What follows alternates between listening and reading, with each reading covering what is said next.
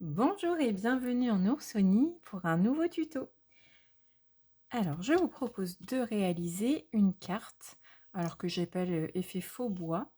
L'idée m'est venue en fait de ces nombreuses chutes de papier que j'obtiens quand je fabrique mes carnets.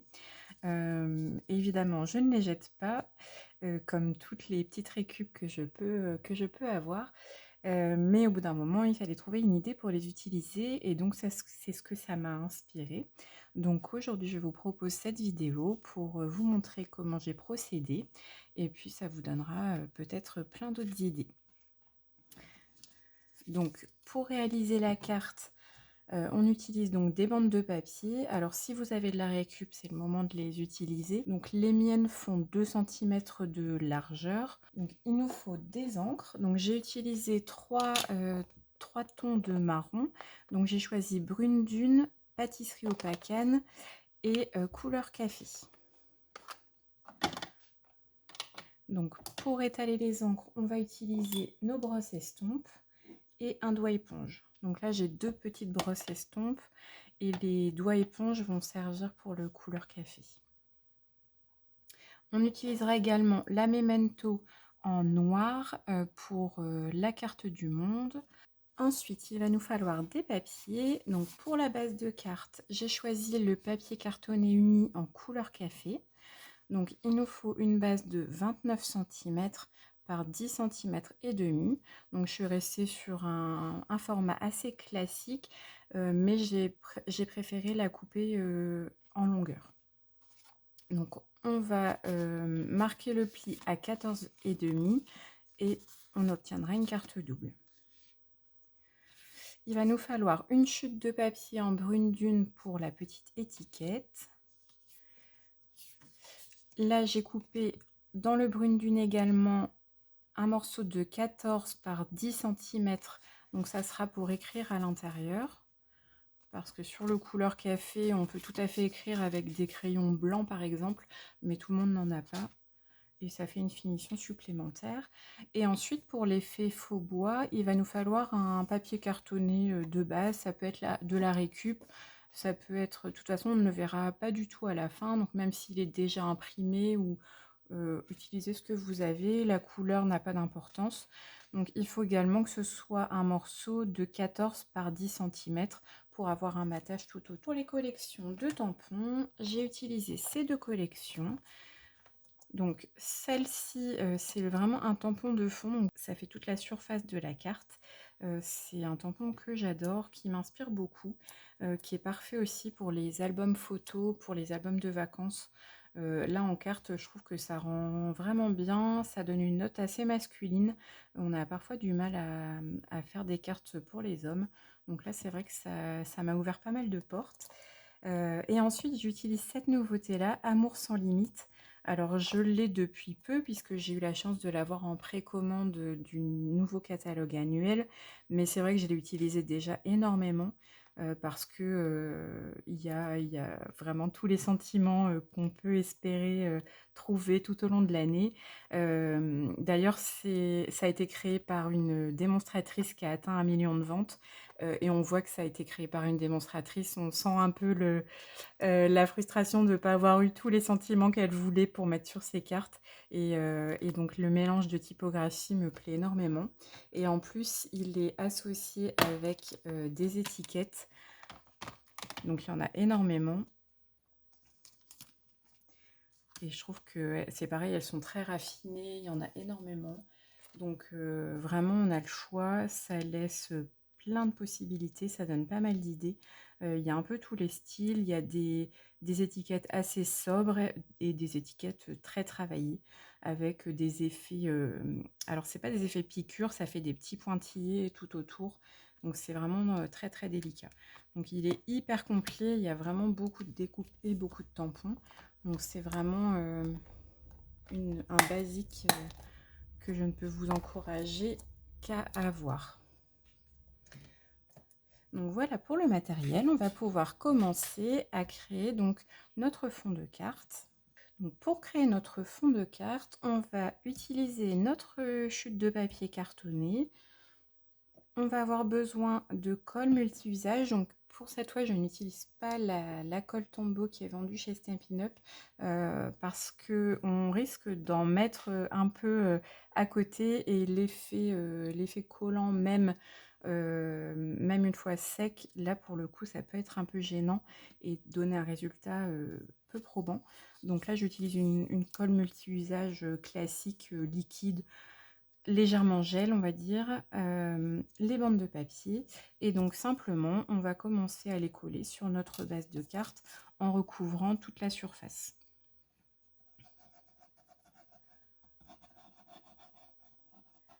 Donc soit on en colle la base de la carte, soit on en colle chaque bande. Là c'est vraiment en fonction des habitudes de chacun. Ça dépend aussi de votre colle, ça dépend de pas mal de paramètres. Si la colle sèche vite ou non, si elle a tendance à déborder ou non. Donc là, faites vraiment comme bon vous semble.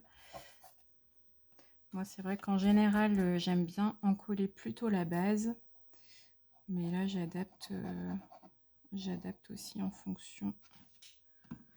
Et donc, pour finir l'autre morceau, en fait, évidemment, on va pouvoir récupérer les bandes au fur et à mesure. Donc, pour utiliser les morceaux, j'utilise simplement des ciseaux. Je m'embête pas vraiment à couper droit. Les ciseaux métalliques sur le fond vert, c'est pas idéal. Je vais essayer de les poser plutôt sur le bureau. Et donc là, dès qu'il y a un peu de colle, je frotte simplement pour qu'elle s'en aille, pour pas qu'on ait des traces à la fin.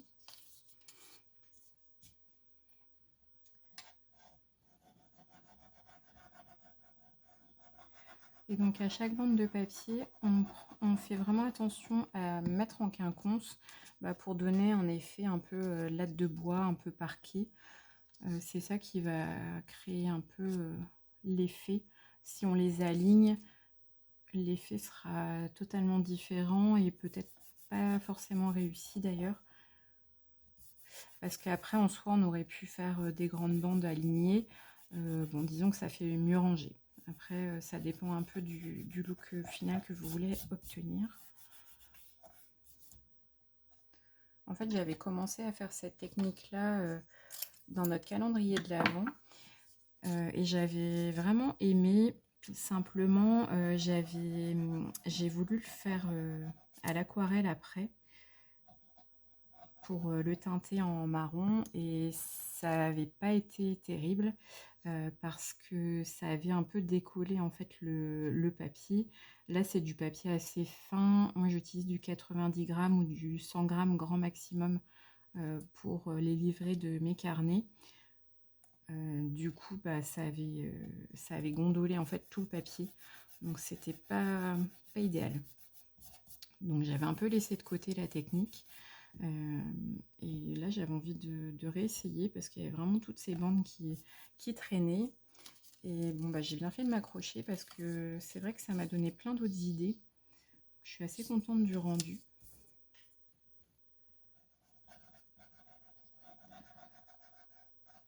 Je me dis que quand on aura la collection cet hiver, ça pourra faire aussi un effet un peu montagne, chalet, créer une petite ambiance hivernale assez sympa. On pourrait imaginer aussi le faire un peu effet bois blanchi par exemple. Des planches un peu usées ou des choses comme ça. Donc c'est vrai je pense qu'on peut explorer pas mal cette technique qui est vraiment archi simple et purement récup pour ma part en tout cas. Encore une fois, il faut du papier et de l'encre globalement.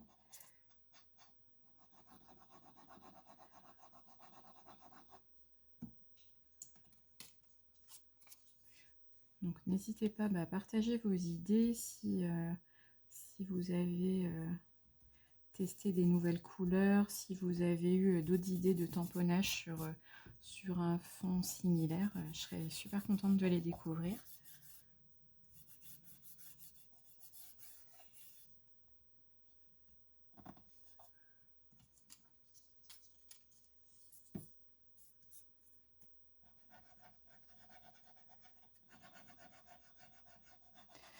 Donc là, on termine la base de la même façon. Donc une fois que l'on a recouvert toute notre base, il nous reste à couper le surplus de chaque côté.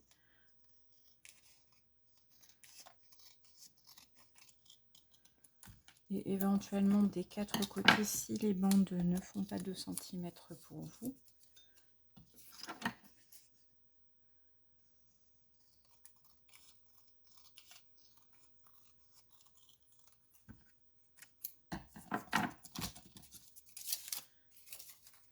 Et ensuite, on va pouvoir commencer à teinter. Donc, on va commencer par le brune dune. Ensuite, on utilisera le pâtisserie au pacane pour foncer un peu. Et le couleur café va nous permettre de faire les finitions.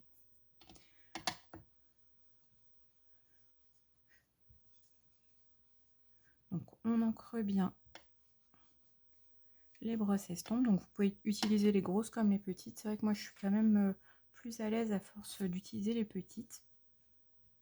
Donc, je pose mon doigt sur la tête. Je commence toujours en dehors de ma base pour pas faire des taches. Donc, on commence en dehors et on fait glisser tranquillement en maintenant la tête avec le doigt. Donc, ce qui est important, c'est de ne pas appuyer de trop. Si on veut faire de plus en plus foncé, on passe plus de fois en fait au même endroit, mais il vaut mieux pas appuyer. Déjà parce qu'on risque de faire des taches, on risque d'abîmer notre brosse et le résultat sera pas très heureux. Alors que si on passe plus de fois en étant très délicat, on finit par obtenir un résultat très fondu et très joli.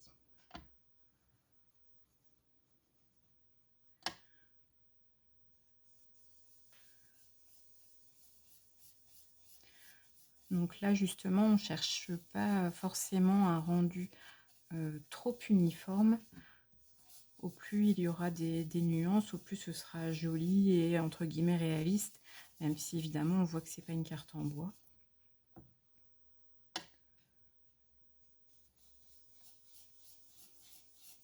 En ce moment, j'utilise énormément les brosses estampes. J'ai plein d'idées, j'ai envie de jouer avec les encres, les couleurs.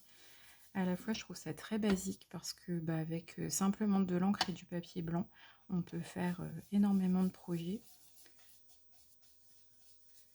Et je trouve que c'est bien aussi quand on débute parce qu'on n'a pas besoin d'acheter non plus tout le catalogue pour avoir ce qu'il faut à la maison et s'amuser. Donc c'est vrai que le fait d'utiliser les encres pour teinter, ça permet d'ouvrir plein de portes. On peut faire ses propres mélanges, on peut transformer l'encre en aquarelle. Donc là, mon fond est teinté en brune dune, donc ça fait déjà une première base. Alors on peut avoir l'impression que c'est pas tellement teinté, mais si je remets le papier blanc en face, on voit quand même qu'il y a une sacrée différence. Ensuite, j'utilise le pâtisserie au pacane.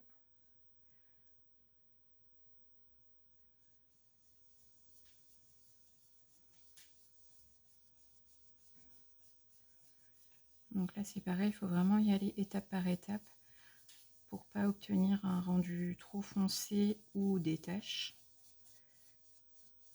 C'est un pad d'encre qui est beaucoup plus ancré. C'est vrai que le brune dune, je l'ai eu au tout début et je l'utilise énormément, donc il commence à être un peu moins ancré. Le pâtisserie au pacane, j'utilise aussi beaucoup, mais c'est vrai qu'il est encore pas mal ancré.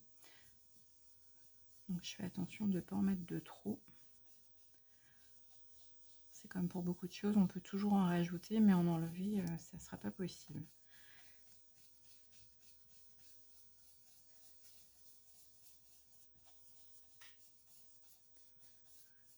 Et donc là, comme c'est une base en papier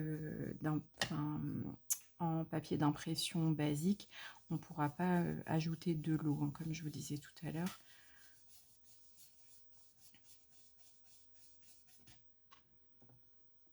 Donc moi, cet effet sur les bords, j'aime beaucoup, donc je le fais plus ou moins exprès. Après,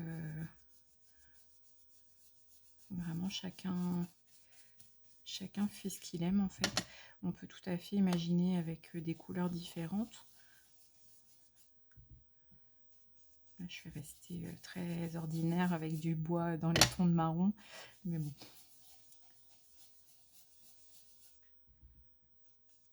Donc j'insiste un peu plus sur les bords, sachant qu'on va retravailler les bords également avec le couleur café. Et là, ça va amener vraiment une certaine profondeur. Donc, il ne faut pas hésiter à y aller vraiment étape par étape. Après, c'est très relaxant à faire, je trouve. Donc, en général, on n'est pas spécialement pressé de finir. Et donc, pour le couleur café, là, j'utilise un doigt éponge. Je vais d'abord ancrer vraiment les bords. Donc, ça fait un côté un peu vieilli, voire presque brûlé en fait.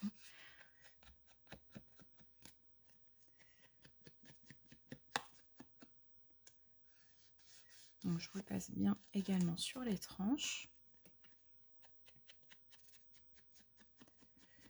Donc je fais les 4 côtés comme ça.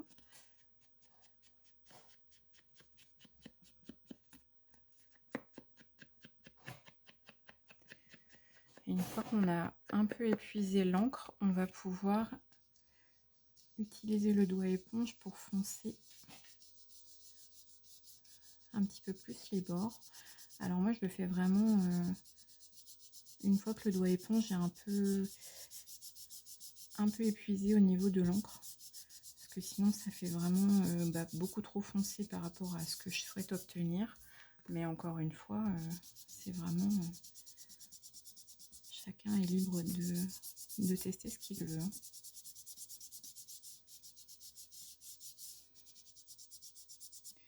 Donc j'insiste un peu au niveau des jonctions également. Et donc là, les jonctions se marquent en fait sans qu'on ait rien à faire. Donc c'est ce qui donne aussi le rendu. Donc moi j'obtiens ceci. Donc là, j'ai pas foncé beaucoup.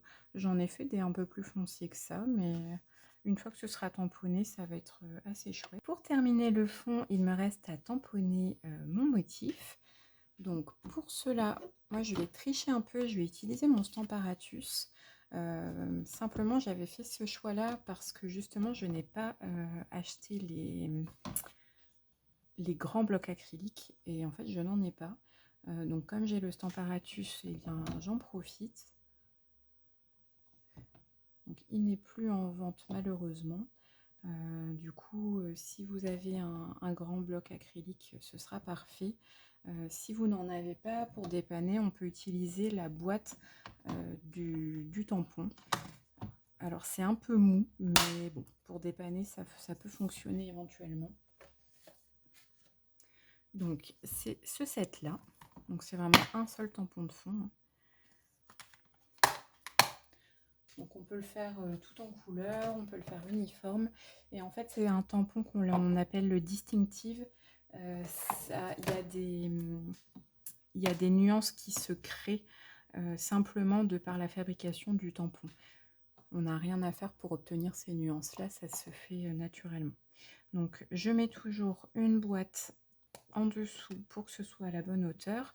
Et là je vais tamponner avec la Memento, donc en noir tuxedo pour la couleur.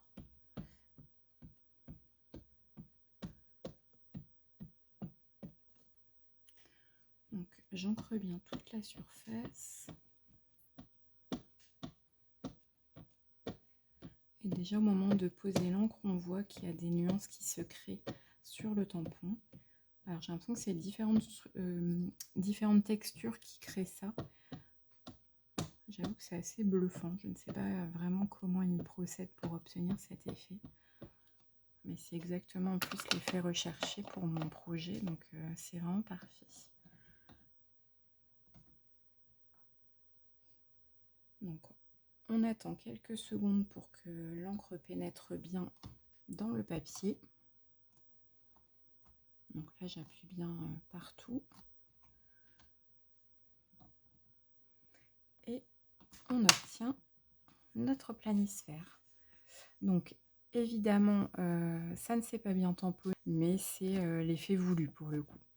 Donc si vous n'aimez pas cet effet, là à ce moment-là, il faudra vraiment tamponner sur un fond bien lisse. Donc, je vais pouvoir coller mon fond sur la base de carte, donc, que j'avais choisi en couleur café.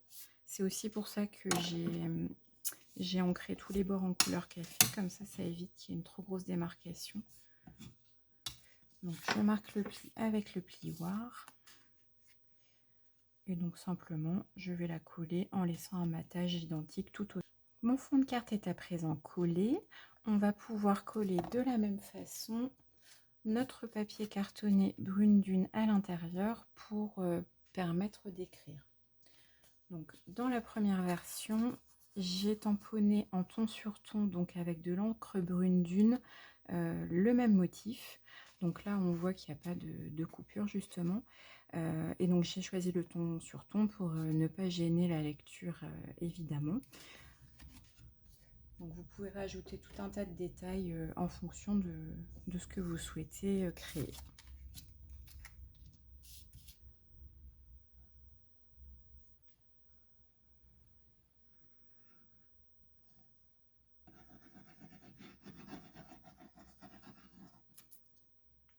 Il nous reste à réaliser notre étiquette pour ajouter le sentiment de notre choix. Donc sur la première, j'avais marqué « L'amour rend le monde plus beau » avec le petit clin d'œil pour la carte du monde évidemment. Et donc sachant que c'est deux tampons que j'ai associés. En fait, on peut créer des genres de petites phrases en mélangeant les sentiments. Donc pour cette version, je vais faire une version avec le joyeux anniversaire qui rentre également dans cette étiquette-ci. On voit qu'il a déjà été pas mal utilisé, il est déjà coloré le joyeux anniversaire. Et donc je vais utiliser la même étiquette que je trouve bien adaptée pour ce projet-là.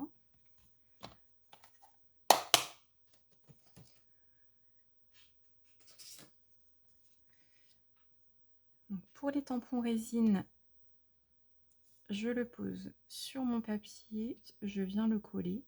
Ça permet de ne pas le déformer. Comme c'est assez souple, on peut le coller déformé. Alors ça peut être aussi un parti pris. Hein. Là, ça va être un peu juste.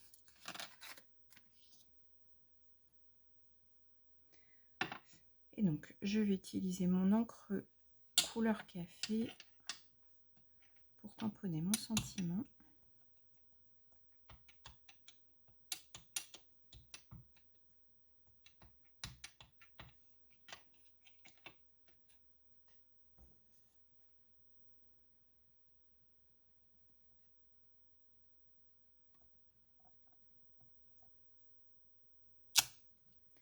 Là, c'est le bloc C. Je pense que tous les sentiments de ce set-là passent sur le bloc. Et si on veut vraiment créer, entre guillemets, des phrases, on peut tout à fait le faire en plusieurs fois si vraiment ça devait ne pas passer. Donc, pour couper mon étiquette, je vais utiliser la mini machine. C'est pareil, c'est un format bien pratique pour faire toutes ces petites découpes là.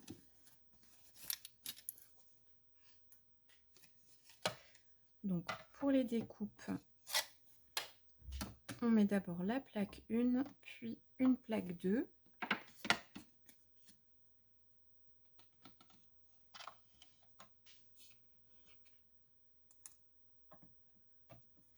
Et on va former un E avec les plaques. Donc on met la numéro 2, celle du milieu, un petit peu en retrait. Et on va aligner la seconde plaque avec la plaque numéro 1. Ça va permettre de faciliter l'insertion des plaques.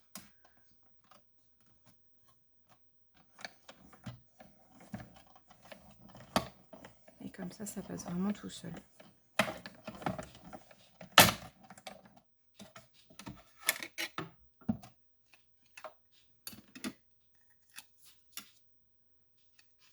on obtient une jolie étiquette. Donc on le voit peut-être pas en vidéo, mais elle est légèrement embossée tout autour. Donc ça fait vraiment une petite finition parfaite. Ce qui est souvent le cas, c'est vrai, avec les découpes qui nous sont proposées. C'est toujours très raffiné. Et donc, pour donner du relief à mon étiquette, je vais reprendre mon doigt éponge avec de l'encre couleur café et je vais utiliser des Stampin' Dimensional pour coller mon étiquette et donner encore un peu plus de relief. Donc j'utilise plutôt les noirs, ça sera plus discret avec ces tons là.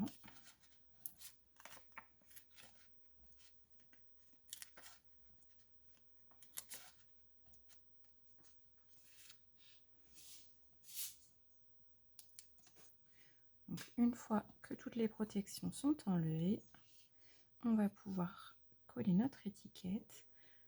Alors la première fois je ne l'avais pas centré pour laisser apparaître au mieux le motif et finalement je ne suis pas complètement convaincue par mon effet, donc là je vais choisir de plutôt centrer.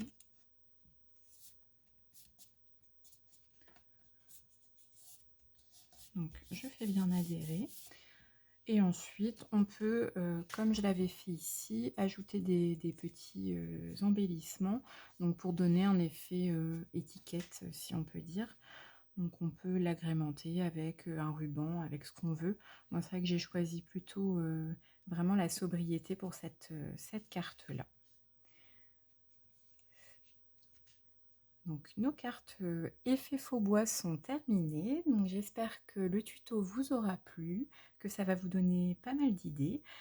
J'ai hâte de découvrir vos réalisations, donc n'hésitez pas à m'envoyer vos photos, à commenter la vidéo et à liker si ça vous a plu. Je vous dis à très bientôt pour une prochaine vidéo.